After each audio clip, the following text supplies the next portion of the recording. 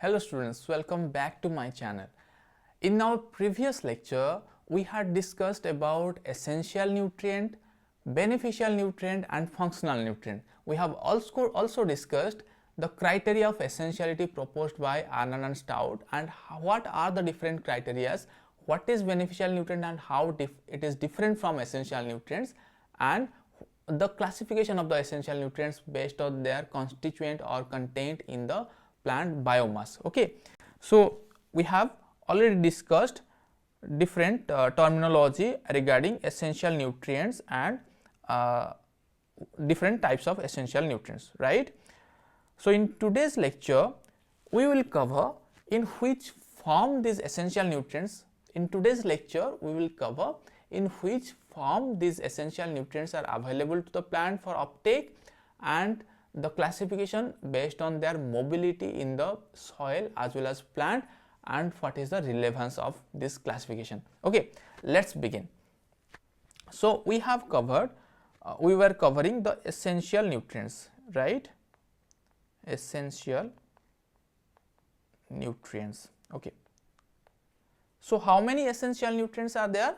We have covered there are 17 essential nutrients. 17 essential nutrients. What are these essential nutrients?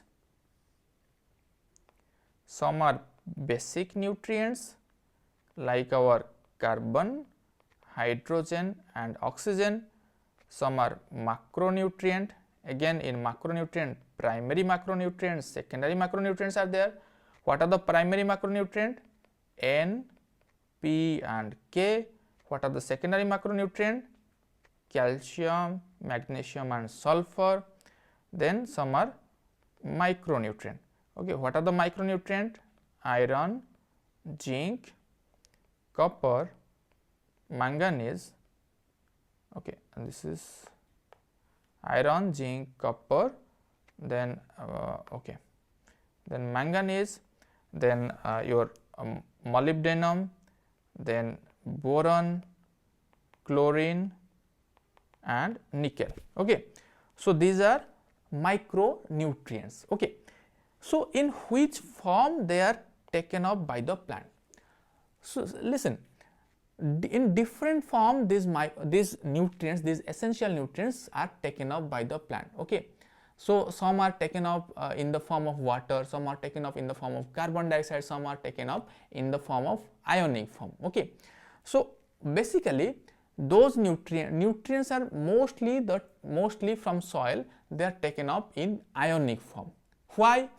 Because in the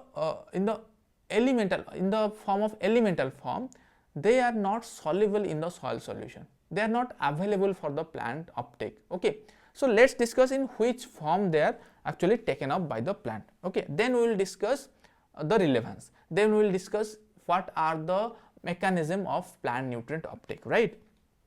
Now carbon is taken up in the form of carbon dioxide from the atmosphere, hydrogen in the form of water, oxygen both from carbon dioxide and water, plant gets oxygen, nitrogen in NO3 minus form or NH4 plus form. Okay, phosphorus H2PO4 minus form or HPO4 2 minus form, it is taken up by the plant, potassium K plus, calcium Ca2 plus, magnesium Mg2 plus form, sulfur SO4 2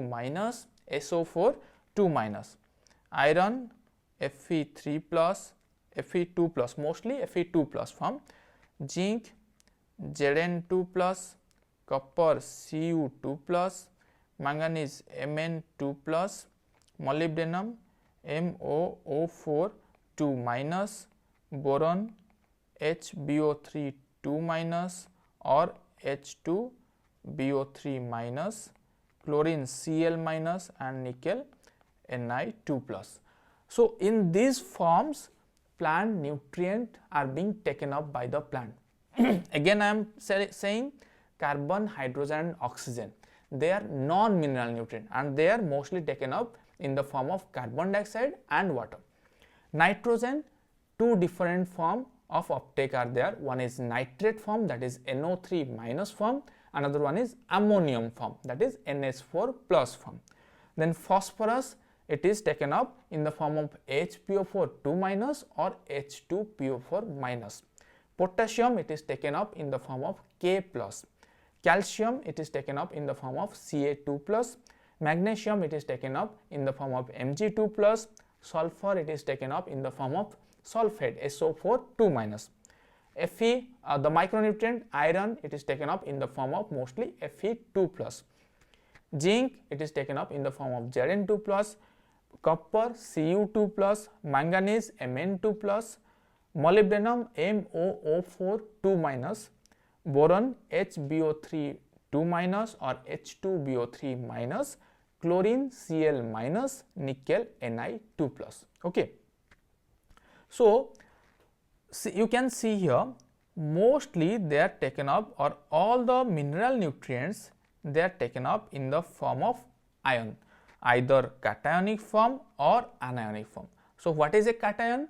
If the charge is positive charge, then that is a cationic form, like potassium, calcium, magnesium, nickel, then zinc, iron, these are cationic form. Anionic form means if there is negative, net negative charge, then that is called sorry, then that is called anionic form, like your nitrate, then sulfate, molybdenum, chlorine, these are boron, these are taken up in the form of anionic form. Can you distinguish what is the cationic form of uptake, what is the anionic form of uptake?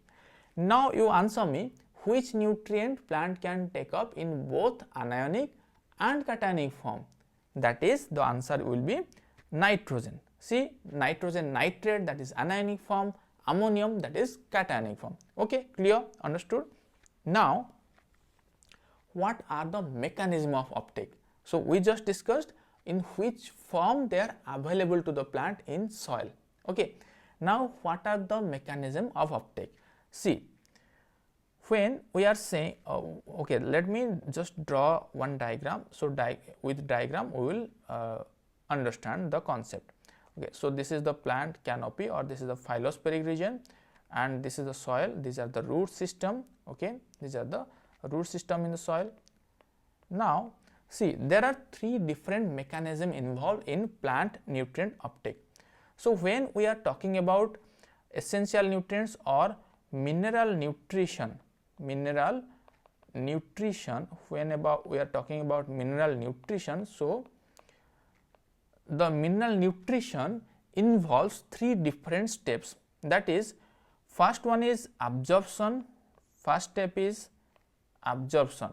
That means how these mineral nutrients, they are absorbed from the soil solution to the root system. So once it is absorbed from the soil solution to the root system, then the second part is translocation. Translocation means the absorbed mineral nutrients, how they are moved to the site of action, that means to the canopy for their assimilation. So after translocation there is assimilation of that nutrient, assimilation. Okay, so first step is absorption, that means the root, how it is getting the nutrient. After absorption of the nutrient, it is translocated to the different parts. Okay, then at different parts, at different locations, they are being assimilated or they are being used inside the plant, right? So there are three ways. Then how these nutrients are being absorbed by the plant, then that is again, there are three different ways of absorption. One is root interception. Root interception. Second one is the mass flow. Third one is diffusion. One is root interception, one is mass flow, another one is diffusion. So what is root interception? Intercept means what? To get in contact, to come in contact, or to obstruct something, or to get in touch, that is interception. To intercept something or to intercept someone, right? So here in interception, root interception, what happens? The nutrients, the root either it intercept the nutrient in the soil or the nutrient intercept the root in the soil. Without the contact, root interception cannot happen. So sorry. So what happens in soil? If you will see, in soil system, soil consists of sand, silt, clay, organic matter and all. Okay. So these sand, silt, clay and organic matter, they do not, you cannot find them separately present in the soil. They form, the sand, silt, clay, they bound together and forms stable aggregates. Okay. Sand, silt, clay in soil, they bound together to form like this some stable aggregates, that may be micro aggregate or that may be macro aggregate. Okay. And these are stable, that means they are strong. Okay. When plant root develops, so where the mineral nutrient is present, mineral means this sand, silt and clay, so they are in the form of aggregate. Now when root develops, they cannot penetrate, they do not penetrate the aggregates, because always we try to find the easier way. So which one is easier? To penetrate the root will be easier, or metabolic energy will be more required there, or to move in between the aggregate where the little space is there, you can move in the little space without without spending much energy. So in that, so the root it moves in between the aggregates. Okay. In between the aggregate, root moves. Okay. So there is very little contact of the nutrient with the root. In the root interception, there is very little contact of the nutrient with the root. So in root interception, very little amount of nutrient plant can take. In root interception, there is very little amount of nutrient plant can absorb. Okay. So that is, are you clear of what is root interception? So here the root is intercepting the nutrient, and the nutrient come in contact with the root system, that will be taken up by the plant. And why it is low? Because the nutrients are bind inside the aggregate and the root is moving outside the aggregate. Okay, in between the aggregate. That's why in root interception the uptake or absorption is very low. Second most important mechanism is, or it is, you can say, the most important mechanism, that is mass flow. What is mass flow? See, you know transpiration pool, what is that? So in atmosphere there is more negative water, that means very less amount of water is you can find in the atmosphere. So highly or very least potential of water you can find. So water is needed here in the atmosphere, so that will remove or that will extract water from the plant canopy. So in plant canopy there is a negative pressure developed, so it will extract water from the xylem vessel. Then in xylem vessel there is negative water pressure is developed. Then xylem, it draws water from the root cell, and root, it draws water from the soil. So likewise water moves from soil to root, then it moves to root to xylem, then xylem to canopy, then canopy to atmosphere. That is the process of transpiration.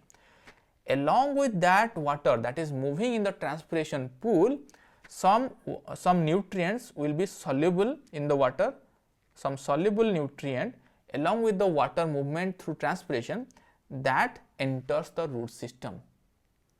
Are you getting my point? Some nutrients, they are soluble in the water, the soluble nutrients, then again this solution, that means the soluble nutrient along with the water that is translocated through the transpiration pool, that nutrient enters the root system, and that process is known as mass flow, and it is the main mechanism in the plant system for the absorption of the nutrient. Okay, that is mass flow. Mostly the water soluble nutrients are taken up by the plant in mass flow. Then another mechanism is diffusion. What is diffusion? Diffusion is the movement of particles from higher concentration to lower concentration, from the higher concentration to lower concentration. So what happens here? If there is in a certain root zone there is low nutrient content, so from where the high nutrient content is there, the nutrient will move towards the low nutrient content, and it is a very slow process. This diffusion is a very slow process, and in few millimeter or few centimeter you can find that nutrient can diffuse. Okay, the diffusion process is very slow, and it also depends on the water content or moisture content of the soil. If the soil is dry, then the diffusion cannot happen because it needs some media, right? Acha. So in diffusion, mostly the phosphorus and potassium is being absorbed through diffusion mechanism. Okay, so these are three different mechanisms of plant nutrient uptake or absorption, the first step only. Okay, three different mechanisms. We will later study on the assimilation part. Okay, now so these are the nutrients, the primary, the cation and anionic nutrients, and this is the way the plant absorbs the nutrient. Now we will discuss, or now we will classify how their mobility inside the plant system, mobility of this nutrient in soil and mobility of the nutrient in plant system, and what we can interpret from that. Okay. So far what we have discussed? So far we have discussed about the form of nutrient uptake and the mechanism of nutrient absorption. Now we will discuss mobility of the nutrient in soil and mobility of the nutrient or essential nutrient in plant, and what is the relevance of this, of knowing this mobility in soil and mobility in plant. So whatever we are studying theoretically, that must have some practical implication, right? So by studying the mobility in soil, what we can know? Okay, let's say this is soil system. Okay, so in soil system, you just answer me whether soil system is negatively charged or positively charged. Soil system, remember, is mostly negatively charged. Okay, why soil system is negatively charged? There are different mechanisms. Why soil system is negatively charged? Either due to the COO minus, okay, or due to OH minus, okay, or due to isomorphous substitution. Either due to these legends or these groups, or due to isomorphous substitution, soil clay complex is negatively charged. Okay, all the mechanisms you will know later on in different lectures, in different if you want to know, then you can comment me in the below, in the comment section. I will make a separate lecture for that. Okay, why this soil complex, clay complex is negatively charged. Okay, acha, you just remember ki soil complex is negatively charged. Acha, now tell me, if the nutrient is cationic, that can move faster, or if the nutrient is anionic, that can move faster in the soil. See, negative and positive, they attract each other, yes or no? So if the nutrient is cationic, that means it has positive charge, so it will be bind with the negative clay complex. The clay complex will absorb or adsorb the nutrient strongly, so it cannot move freely, right? So the mobility is less in case of cationic charge. If the nutrient is in anionic form, then it is having negative charge, so and the clay complex is already negative, so it will repel that particular nutrient, right? So all the nutrients, so we will classify the nutrients based on the mobility in the soil. We will classify the nutrient into highly mobile, less mobile and immobile. So based on the mobility in the soil, the nutrients are grouped into highly mobile, less mobile and immobile. So what nutrients are highly mobile? Although the anionic nutrients. We have discussed several nutrients are taken up in the form of several different forms. So anionic nutrients like your chlorine, boron, sulfur, then your nitrate, NO3 minus. I am not mentioning here the forms. Okay, so these are all anionic form. Okay, so these anionic nutrients, you will say, what about phosphorus? It is also HPO4 2 minus, H2PO4 minus. I am coming to that. So phosphorus, remember, HPO4 minus or H2PO4 minus or HPO4 2 minus, H2PO4 minus or H2PO4 minus or HPO4 2 minus, as well as zinc. You just remember these two nutrients, zinc and phosphorus, they are immobile in soil. Zinc and phosphorus, they are immobile in soil. All other anions, they are highly mobile in soil along with manganese. Manganese plus, but it is highly mobile. All other cations like potassium, even NH4 plus, then zinc 2 plus, iron 2 plus, nickel 2 plus, all other cations, these are less mobile in soil. So what is the relevance of this mobility? What is the relevance of this mobility? So when we are talking about the plant nutrient uptake, suppose again I am drawing the plant, this is the canopy and this is the root system. So you just tell me where the forage area will be more. Now coming another concept, that is forage area. What does it mean? Forage area means, just I am writing the forage area. What does it mean?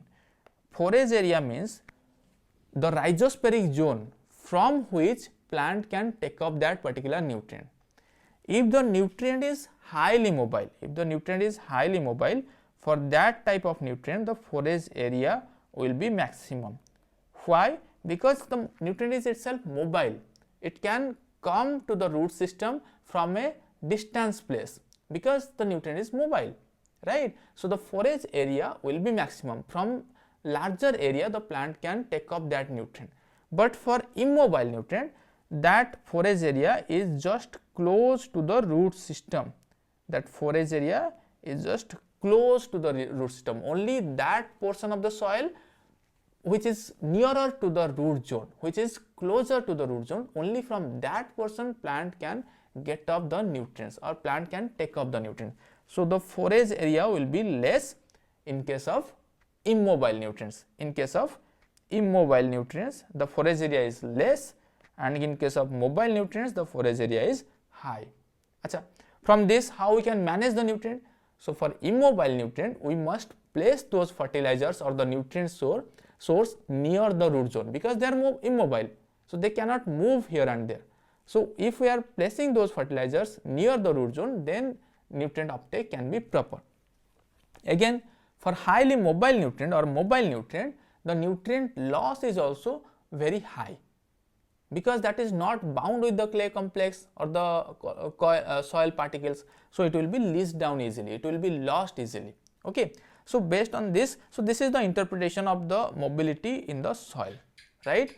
Now coming to mobility in the plant system, okay, and how it is significant or what is the importance of this mobility. So if I am talking about mobility in the plant, okay, that means in the plant system how it is behaving or what is the mobility. So we will classify the mobility in the plant into highly mobile, then moderately mobile, moderate mobility, less mobile, okay, and immobile. So 4 groups are there. Based on the mobility of the nutrient in the plant, we have highly mobile, moderately mobile, less mobile and immobile nutrients. So which are highly mobile in the plant? These are N, P, K, magnesium and molybdenum. These are highly mobile in plant. Then moderately mobile, that is zinc. Less mobile, that is iron, manganese, copper and zinc. Immobile in plant, that is calcium and boron. These are immobile in plant. Now, what is the significance of this study? What we can interpret from studying the mobility of the nutrient in the plant system. So if we will see, again I am drawing the plant. So if this is the soil system and this is the plant, this is the stem and these are the leaves, okay, this is the terminal bud. Now which part of the plant is active growing region?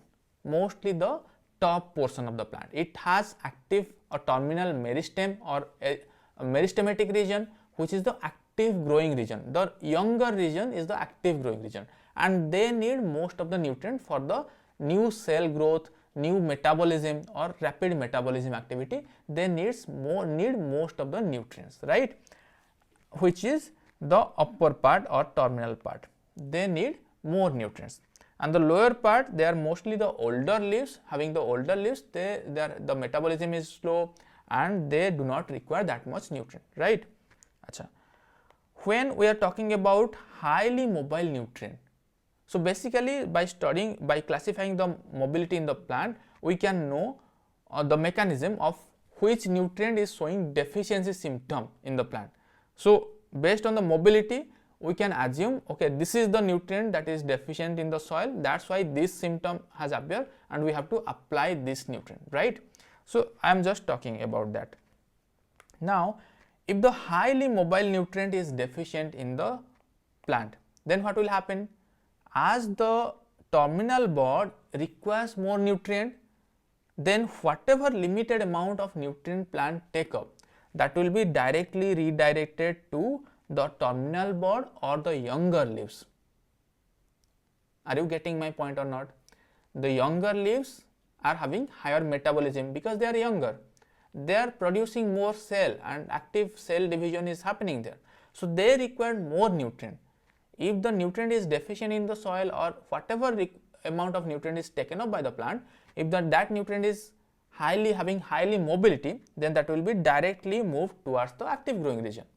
So where the deficiency symptom will be found? If the nutrient is deficient in the soil, the deficiency symptom will be confined to the lower leaves, because lower leaves in the nutrient are highly mobile, so it is directly moving towards the younger part. Lower leaves do not get that particular nutrient. Okay, so the deficiency symptom in case of the highly mobile nutrient, the deficiency symptom is found in lower leaves or older leaves. Then moderately mobile nutrient, the deficiency symptom you can find in both younger and older leaf. For moderately mobile nutrient or for zinc, the deficiency symptom you can find in both older and younger leaf. Then less mobile nutrient like iron, manganese, copper, zinc, if the nutrient is less mobile, then it will be confined to these older leaves. Okay, it will remain in the older leaf, it cannot move to the younger part. So the deficiency symptom you can find only in younger leaves. In case of less mobile nutrient, the deficiency symptom you can find in younger leaf. Okay, why? Because the nutrients are less mobile, it will be confined, it will be stay in the older region or the lower portion, it cannot move upward. Why? Because of its less mobility in the plant. Then calcium and boron, they are immobile nutrient, that means the deficiency symptom you can find in the terminal buds, the bud region or tip region, you can find the deficiency symptom of calcium and boron. Are you getting my point? So this is the interpretation, this is what we can assume or this is what we can interpret by knowing which nutrients are mobile in soil, which nutrients are mobile in plant system. Okay, so if you have any doubt regarding this lecture, you can let me know in the comment section so that I can clarify that once again. Okay, so in next lecture we will study about different deficiency symptoms, okay, and toxicity symptoms, different assimilation of plant nutrients. Then we will further proceed to next section. See you in the next lecture. Till then, have a great day. Bye bye.